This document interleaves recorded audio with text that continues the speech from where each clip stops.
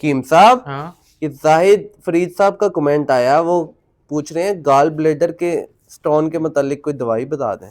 Gall bladder stone के लिए आजकल तो यार दवाई, वैसे तो खैर अगर ज़्यादा कंडीशन ख़राब हो ना तो दवाई की ज़रूरत पड़ती ही पड़ती है।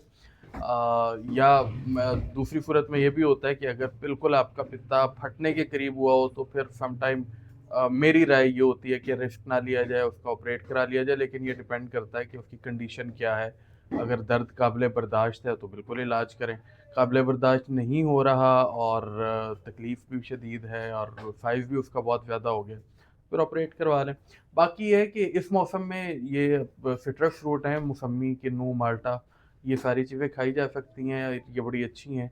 बेसिकली तो वो अंदर बाइल ही है ना जो जम गई हुई है, तो इससे जो है वो तहलील होती है।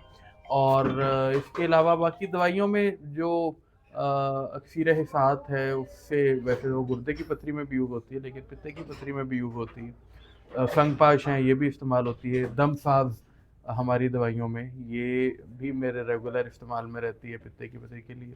बाकी ये है कि अगर आपको सिट्रस फ्रूट में कोई प्रॉब्लम वो करते हैं, तो आप उसके साथ कोई शहद वगैरह डाल लें, या आब फवाद जो हमारा दिल के लिए है, वो इस्तेमाल कर सकते हैं।